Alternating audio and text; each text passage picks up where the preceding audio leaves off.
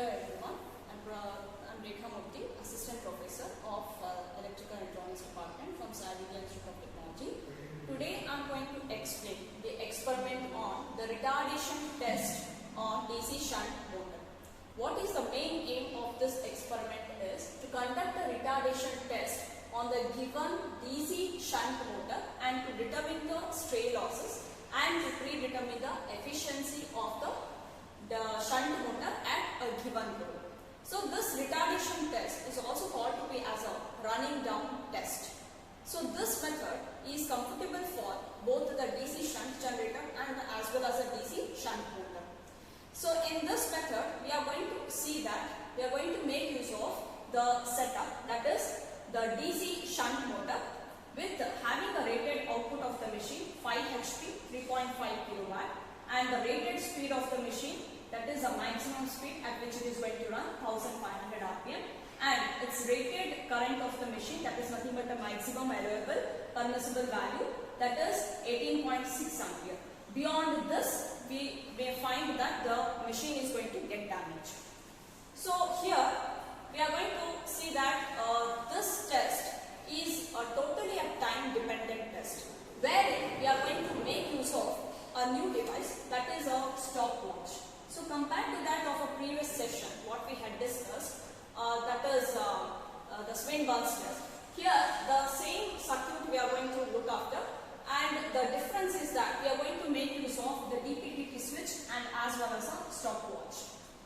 And the apparatus which is required to conduct this experiment is same as that of what we did in Swinburne's test. Again we are going to read out, that is DC shunt motor, rheostat of 600 ohm 1.1 ampere, DC ammeters, two DC ammeters we require. One is 0 to 2 amperes and another is 0 to 5 amperes, and addition the DC voltmeter which is of range 0 to 300 volts is required.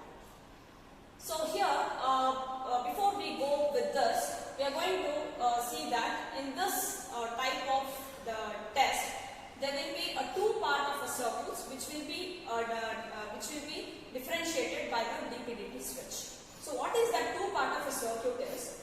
As in the circuit, the says it is a DC shunt motor. As we all know that the DC shunt motor means the field winding, that is the field winding is denoted as Z and ZZ, is being connected in shunt with the armature of the motor, that is denoted by the terminals as AA. So these two parts will be connected in parallel to each other, as we all know it, right? So now let us, how we are going to form this a full part of the circuit for this test. We are going to take off the 3-point starter. So we have to make use of a 3-point starter to start a DC motor. So 3-point starter will be consisting of the 3 terminals, that is L, that stands for line, F, that stands for field, and A, that stands for armature. So let us find out where does these connections, where does these 3 terminals need to be get connected. So this line, in the previous case we had connected to the armature and to the DC supply. But in this test, what the major difference, you are going to see that this line is being connected to one part of the switch, that is will be the DPDT switch. DPDT switch. So this will be connected to the intermediate position of the DPDT switch. So how does this DPDT switch looks like? One terminal will be at the supply side, that is positive, this is negative, and this will be the positive, and this terminal is denoted as 1 and this will be as 1. So this voltage will be around 220 volt DC. So this will be our supply side, and the other end will be this side. So this end will be the load side. So that load side will be denoted as terminal 2 and 2 dash. So now we are interested to complete this intermediate switch connections of a DPDT switch. So we have completed the line part. Similarly to the field part, what we have to do is we need to connect it directly to the field but not. In order to control that that speed, we need to write down the rheostat. Okay, so that variable rheostat is required. Variable rheostat is required, which is of the range of 600 ohm, 1.1 amperes. Now, to read that value of this field current, we require an ammeter. So that need to be connected in series with this terminal. So we require the DC ammeters, which is of the range of 0 to 2 amps, what we had discussed in the Swinburne's test. Similarly, the last terminal which is left out is the A, that is denoted as the armature, which is being connected back to the armature of the motor. Now let's complete this loop by connecting this part of it to the intermediate switch, to the intermediate position of the switch. So we have completed the intermediate position of the switch DPD, right? So now coming to the load side. So here to the load side, we are going to make use of the resistive load, right? So we are going to make use of the resistive load. So here, before we connect it to the resistive load, we can just denote it a resistive bank. So this is a resistive bank which we require. Resistive bank. And this resistive bank need to be always connected in series with one more ammeter, because as I told you, we require two ammeters, two DC ammeters. One is 0 to 2 amps and another is 0 to 5 amps. So that 0 to 5 amps will be this ammeter. So again, this will be positive polarity, negative polarity, and this will be connected to the intermediate, to the other terminal of the load side of the DP/DC switch. And we are going to close this circuit, right?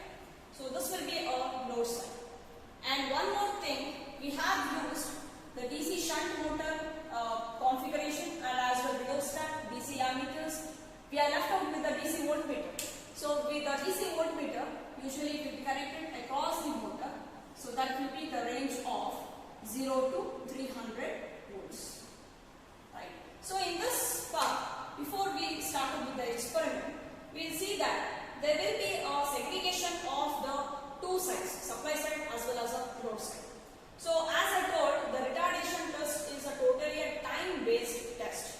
Okay, so we have to be very quick enough to note down the time durations, that is T1 and T2.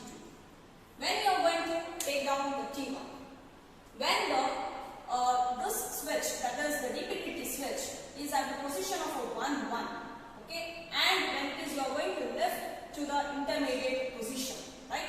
We are going to make sure that the motor will be running with that rated speed when it is on the supply side, right? So generally what we will do is, when the switch is on the supply side, right, and the rheostat, we have to make ensure it should be in cutout position initially, and we have to vary this rheostat in such a way that the motor has to read 1500 RPM, right? And also we need to apply the load of around 2 amperes of a load, right? Then we will see that the value which is going to read at this voltage, that instant, that will be the Vmax. That will be the Vmax, around 220 volt it will read, right? So that will be the Vmax of 220 volt. And we have to take off the current, we have to take off the current reading, right? So to take that current reading, we need to shift from the 1-1 dash position to the intermediate position. So when this motor, this Vmax is going to get dropped down, and it drops down, let us say to 60 volt, right? So that will be the corresponding V minimum. So we are going to, whenever the voltage is going to get dropped down to 60 volt, we will load down, we have to stop the watch, and we need to take down the T1. So T1 is the duration when you are going to lift the switch from 1-1 dash to an intermediate position, and the voltage is going to get dropped down to 60 volts. So that will be the T1 time, right? And we can see that when you are going to cut off the supply, the armature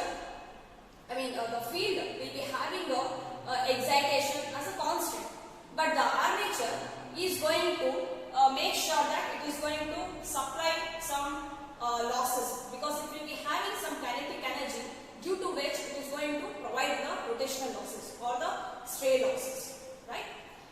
That is the logic behind with this retardation test. How it is going to give you the stray losses. When you are going to see that when the switch is being lifted from 11 dash to 22 dash, right? When it is shifted from 11 dash to 22 dash, we will see that the entire circuit is being closed by this non-inductive resistive load. So you are going to see that there will be a complete part of the circuit which is being brought to this closed loop. So at that time also we will find that the armature is going to get slowed down. So that time, again we have to note it down, that time will be the T2. So how you are going to take down that T2 is, again we have to bring back to the original position and it will be in the 11 dash, okay. Then we are going to lift from 11 dash to 22 dash.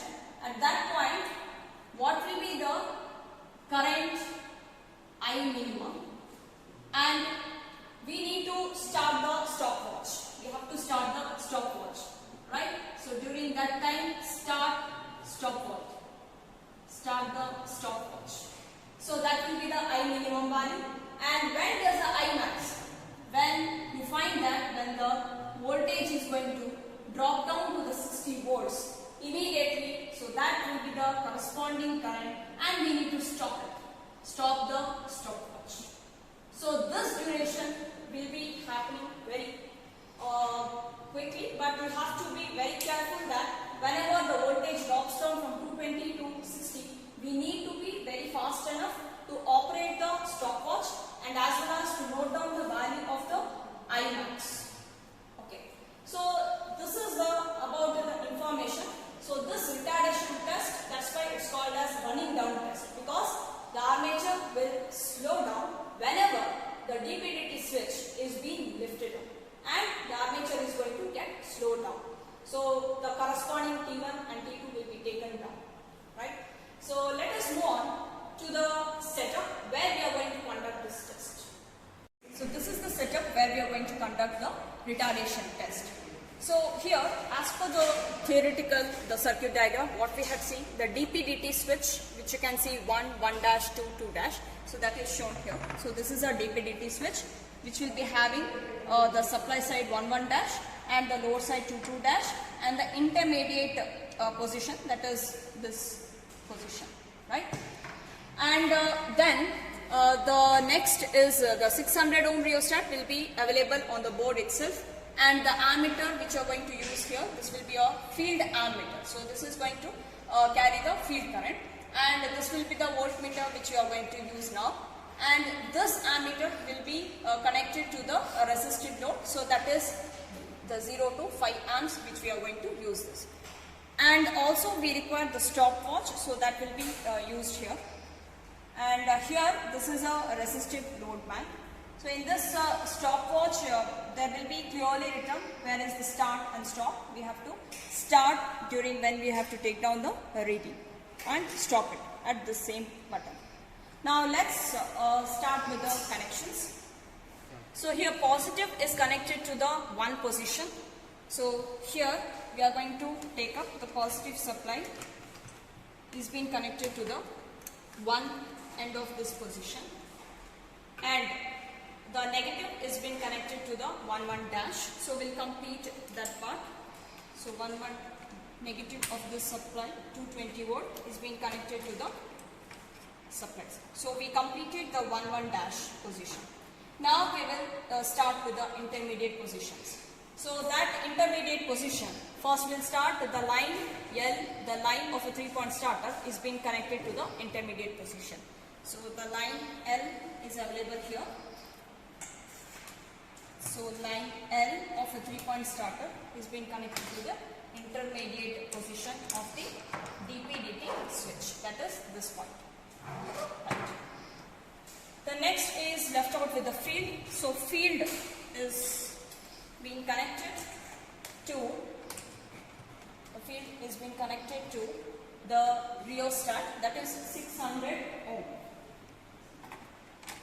that is here, and the other end of the rheostat is being connected to the positive of the ammeter, which is going to clearly read the IF. So which ammeter will choose? This one. So that ammeter we are going to connect. The other end of the rheostat is being connected to the positive of the ammeter. The other end of the negative, that is the negative terminal of ammeter, need to be connected to Z.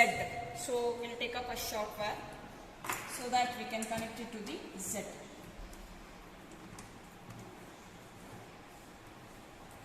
Then ZZ is being connected back to the intermediate position of the DP/DT switch.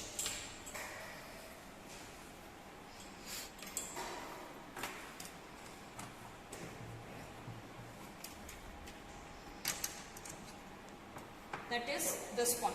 It is being connected to the intermediate position of a DP/DT switch. So we have completed this part of a circuit. Now the other part that is left out with the armature. So armature is directly connected to the A terminal is directly connected to the A terminal is directly being connected to the armature of the motor. And the other end of the armature, that is AA, is being connected back to the ZZ.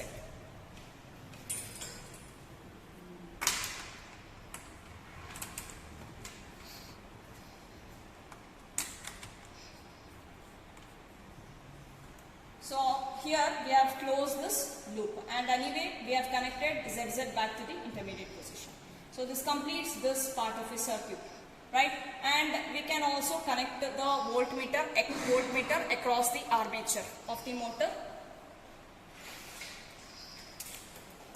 So we can take up the red terminal is being connected to the armature, and the negative end of this voltage terminal is being connected to the other end of the armature.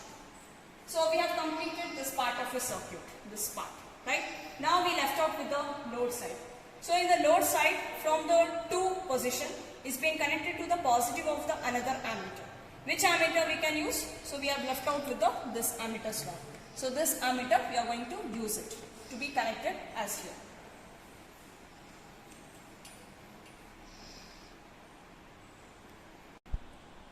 So here 2 position is being connected to the ammeter. So let's connect that. This will be the load side part of a DP/DT switch, which is being connected to the ammeter positive. The negative of the ammeter is being connected to the resistive band. So let us take up the negative of this end of the ammeter is being connected to the resistive load. The other end of the resistive load, is being connected back to the 2,2 dash. So we are going to complete this loop at the load side.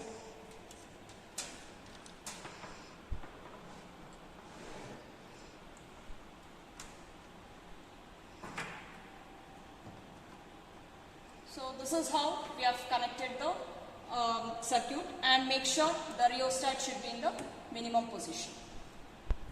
Okay. So now let us switch on the supply. We are going to apply some field current of 2 amps before itself, and the DP/DT switch will be in the 1,1 dash position. So now let us switch on the supply. Now let's switch on the supply and turn on the dual starter.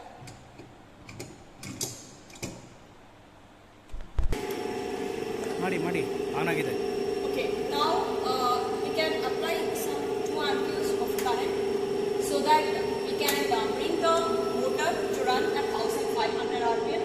If not, we have to vary this rheostat till it reaches to 1500 rpm.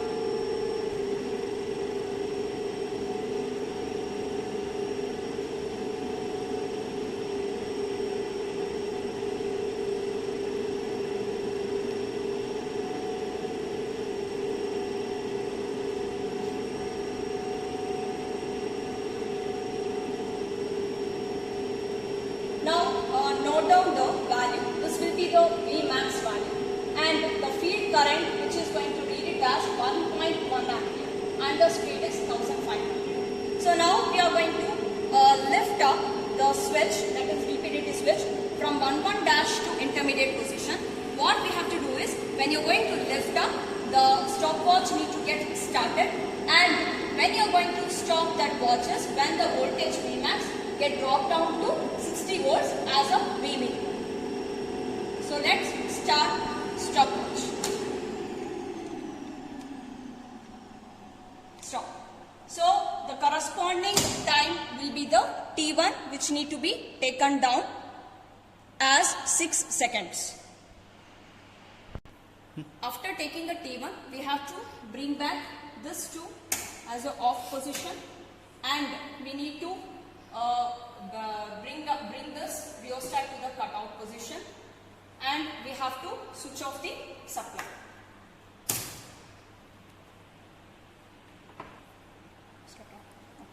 Next, we need to calculate find out the time T2, and as well as the Imax and I minimum current. So here, before we start up, this will be in the rheostat will be in the cutout position, and TPDT switch is in the 1-1 dash position, and even the load will be in the off condition. Okay. Again, we are going to switch on the supply.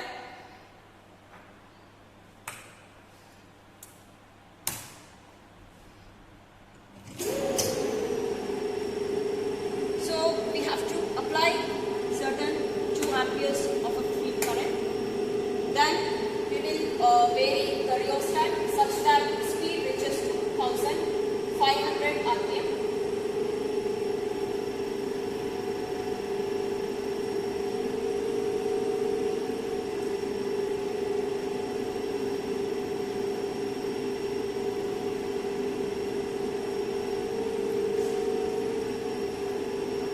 And we have to note down that will be the same, that Vmax will be as the same it is, and the field current will be also same. But the thing is, we have to concentrate onto this ammeter, which is going to give you the value of Imax and I minimum. When it is going to give us, when I am going to lift up this DPDT switch, that will be the Imax current, and we have to simultaneously start on the stopwatch. Start. So 1.23 was the maximum current and stop. So voltage, when it reaches to 60, so the respective will be the current, that is Imax. Now after getting the Imax and I minimum value, and as well as the T2, we have to bring back this to original position. We have to switch off and lift it up, this DPDT switch, and bring down this rheostat to cutout position. So we have to switch on the supply. After taking down these readings, there is a continuation to find out the armature resistance. So let's move on to the circuit of a measurement for armature resistance. To draw the circuit, as in the previous case what we did in the spin bunch test. So this is an armature resistance, so we have to take up the armature of the motor, that is A and AA terminal. So this is to be connected to the in series with a resistive load, that is a resistive band which you are going to use. So this will be the resistive load, and here this A need to be connected to the ammeter, which is of the range of 0 to 5 amps. So then we can directly connect this to a DC supply, positive terminal, that is of around 220 volt DC. So this is back connected to this. And in addition to this, we need to connect the voltmeter. So that voltmeter has to be connected across the armature, that is with a range of 0 to 300 volts. So let's move on to the same setup where we had done the retardation test to find out the armature circuit what we had discussed, plus end, that is the 220 volt DC supply is being connected to the positive end of the ammeter. So let's start with that. The positive of this terminal is being connected to the ammeter. Let us take for an easy convention, IA reads armature current. So the other end of this ammeter, negative terminal is being connected to the armature. So this part is being connected to the armature. The other end of the AA has to be connected to the resistive load. That is this end already which is being connected. So that end we can connect it to the armature.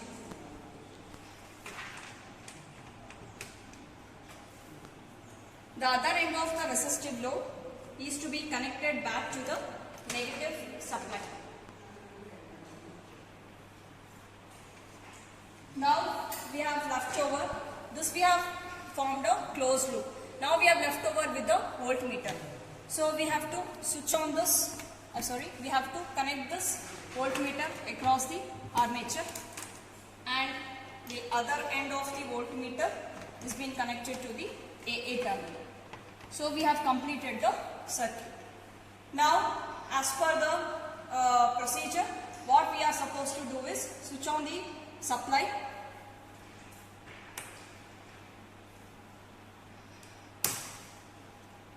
and we need to apply the load of 2 amps, and we have to note down the corresponding voltage that reads as 1 and the current as 1.91 ampere. Find out its resistance, that is V by I. Again we need to increase the load by another 2 amperes and note down the corresponding reading. Voltage reads as 2 volts, current as 3.78 amps. Calculate the respective resistance. Then again for the third trial, again switch on the another 2 amperes of the load. Then we can see the voltage reads 4 volts and 5.62 amperes. So after taking these 3 trials, we have to find out its average resistance. So now after taking down the readings, we have to bring back this to original position, the load, and we need to switch off the supply. So after calculating the armature resistance, we need to follow the calculation part, and doing that calculation work, we have to find out the efficiency of the DC shunt motor at a particular given load. So this is how, by conducting the retardation test, we can able to find out the stray losses and as well as the efficiency of the DC shunt motor at any given load. Thank you for watching this video.